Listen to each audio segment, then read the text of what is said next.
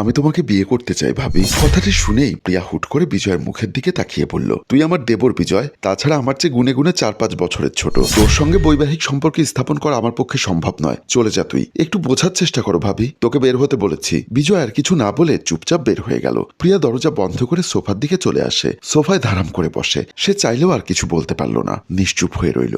বিশ্রী এক পরিস্থিতিতে আটকে গেছে সে, কিছুতেই এই পরিস্থিতি সামলে উঠতে পারছে না। বিজয় লাজ লজ্জা ভেঙে নিজেই ভাবিকে বিয়ের প্রস্তাব দিতে এসেছে, যাকে বিগত 3 মাস আগে সে বড় ভাবির আসনে বসিয়ে সম্মান করে এসেছে। অথচ আজ সব দোষর বড় ভাই সাব্বিরের। সে থাকলে এমন কিছুই ঘটতো না, আর না তাকে এই পরিস্থিতির সম্মুখীন হতে হতো। এমন সময় প্রিয়ার বাবা ওর কাছে আসে। প্রিয়ার ভাবনা ভেঙে সে উঠে দাঁড়ায়। বাবা বলল, আমি জানি মা, তোর সিদ্ধান্ত কখনো ভুল হবে না। তোর সিদ্ধান্তকে আমরা খুব গুরুত্ব দেই, যা এতকাল হয়ে এসেছে। তুই কখনো আমি অসন্তোষ হই এমন কোনো কাজ করিসনি, হয়তো করবিও না। তাছাড়া তুই খুব বুদ্ধিমতী মেয়ে, যা করবি অবশ্যই ভেবে চিন্তে করবি। দোয়া করো বাবা। হ্যাঁ, দোয়া করি সব সময়। পূর্বে যেমন তোকে জোরপূর্বক কিছু চাপিয়ে দেয়নি, এই পরিস্থিতিতেও দেব না বলে প্রিয়াকে বাবা বুকে টেনে নেয়। বিজয় বেখেয়ালি ভাবে হাঁটছে ফুটপাতের রাস্তা ধরে। চঞ্চল প্রাণবন্ত ছেলেটা এই 3টে মাসে কেমন নিশ্চুপ হয়ে গেছে। ওর না আছে খাওয়া দাওয়ার ঠিক ঠিকানা, আর না ঘুম। বাসার যা পরিস্থিতি, কোনোটাই ঠিকঠাক হচ্ছে না। তাছাড়া বিয়েতে যদি প্রিয়া মত দিত, হয়তো পরিস্থিতি কিছুটা সামলে উঠতে পারত, কিন্তু তা তো হচ্ছে না। সত্যি বলতে ভাবিরই বা কি দোষ, সেও মানুষ, তারও মন বলে কিছু আছে। ওর নেওয়া সিদ্ধান্তটা যথেষ্ট যুক্তিযুক্ত।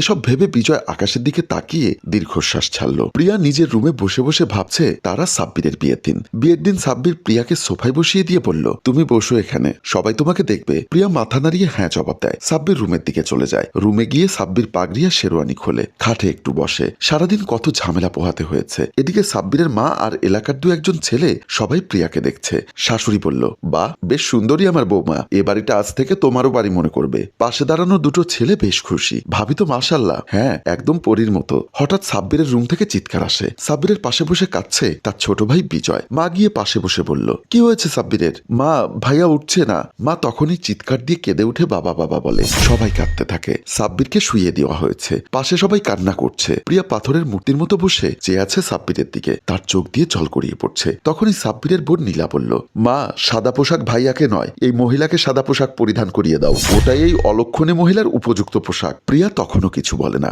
শুধু নির্বাক দৃষ্টিতে তাকিয়েছিল। মূলত কিছু বলার মতো অবস্থাতে সে নেই। এর মধ্যে সবাই তাকে অপরাধীর কাঠগড়ায় দাঁড় করাতে চায়। মা, ও একটা অলক্ষী এবং অপয়া। সেই মুহূর্তে প্রিয়া পাথরে পরিণত হয়েছে। কোনো অনুভূতি কাজ করে না ওর মধ্যে। এই অবধি ঠিক ছিল, কিন্তু সাব্বিরের মা প্রিয়ার এই অবস্থা মানতে পারেনি। ছেলের শোক এবং প্রিয়ার কথা ভেবে ব্রেন স্ট্রোক করেন। জায়গায় তিনি বেহুশ হয়ে যায়। সবাই ওনাকে ধরে কান্না করছে। তখন থেকে বিজয়ের মা বিছানা থেকে উঠতে পারে না। এই সমাজের কিছু নিকৃষ্ট মানুষ প্রিয়াকে ভালো থাকতে দিবে না, তাকে বারংবার মনে করিয়ে দিবে এবং দিচ্ছে সে অপয়া, অলক্ষী। এজন্য বিয়ে করে ঘণ্টাখানেক পেরোতে না পেরোতেই বরকে খেলো। না হলে এমন হবে কেন?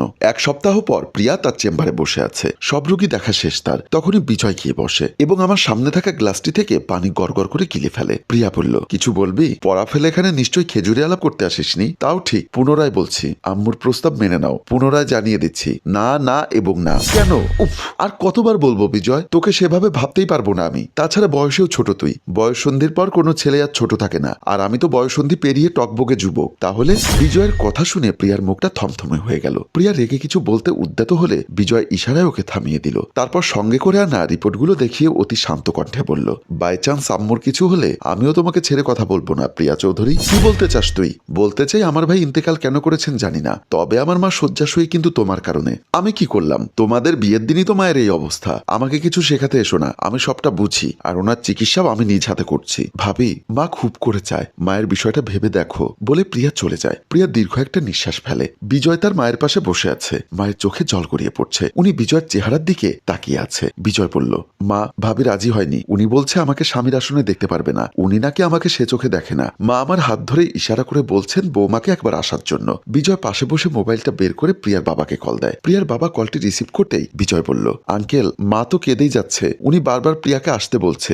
মায়ের খারাপ কিছু হলে আপনারা কি নিজেদেরকে ক্ষমা করতে পারবেন? আসলে বাবা কি বলবো, প্রিয়া মা আমার যথেষ্ট বুদ্ধিমতী এবং শান্ত স্বভাবের মেয়ে। ওর সিদ্ধান্তে আমি কোনোদিন ভুল দেখিনি। তবুও আমি তোমার মায়ের কথা ভেবে প্রিয়াকে বলবো। ঠিক আছে আঙ্কেল, আমাকে জানাবেন বলে কলটা রেখে দেয়। মা, প্রিয়ার বাবা দেখছে বিষয়টা। প্রিয়ার বাবা ও প্রিয়া দুজনে বিজয়ের বাসায় যায়। প্রিয়ার পরনে সুন্দর শাড়ি। প্রিয়া বিজয়ের মায়ের পাশে গিয়ে বসে। মা প্রিয়াকে দেখে বেশ খুশি হয় এবং আকস্মিকভাবে উঠে বসে। সবাই বেশ অবাক। মা, আপনি শান্ত হন। মা কেঁদে কেঁদে প্রিয়াকে জড়িয়ে ধরে। বিজয় বলল, আঙ্কেল, প্রিয়া, তোমাদের ধন্যবাদ যে আমাদের বাসায় এসেছো। আমি নতুন করে মাকে ফিরে পেলাম। বাবা বলল, তা কোনো ব্যাপার না বাবা। মা বলল, এ বাড়ি থেকে তুমি থাকবে না মা, নাকি আমার ছেলের মতো চলে যাবে? মা বোঝার চেষ্টা করুন, এতে সবাই আমার দিকে আঙুল তুলবে। তাছাড়া আমি বিজয়কে সে চোখে দেখি না। মা বলল, কে কি বলল তাতে আমাদের কিছু যায় আসে না। সাব্বির তোমাকে খুব ভালোবাসতো, তুমি থাকলে আমার মনে হবে আমার বড় ছেলে আমাদের সাথেই আছে। বিজয় বলল, মা কেউ না চাইলে কি জোর করে ধরে রাখবে? বাদ দাও না। প্রিয়া বলল, বাদ কেন দিবে? তার মানে তুমিও চাও না আমি এবাড়ির বউ হয়ে থাকি? মানে? বাবা বলল, মানে আমার মেয়ে তোমাকে বিয়ে করতে রাজি হয়েছে। এ কথা শুনে সবাই বেশ খুশি। মা আলহামদুলিল্লাহ বলে ওঠে। যা বিজয়, কাজীকে খবর দে। প্রিয়া ভাবি, শাড়িতে বেশ ভালো লাগছে আপনাকে। এই কি ভাবি? শুধুই প্রিয়া। সবাই হেসে ওঠে আর আমাদের গল্প এখানেই শেষ হয়। সম্মানিত ভিউয়ার্স, সবকিছুতেই আমরা আগে মেয়েদের দোষ দেই, যেখানে তাদের কোনো হাত নেই। জীবন মরণ তো সৃষ্টিকর্তার হাতে। সুখী হোক সকল পরিবার। গল্পটির ভাবনায় হাশেম রাজু, পরিচালনায় রেজাউল কবির চৌধুরী ও প্রযোজনায় এফ এ নয়ন চৌধুরী। গল্পটি ভালো লাগলে লাইক, কমেন্ট ও শেয়ার করে অন্যকে দেখার সুযোগ করে দিন। ধন্যবাদ।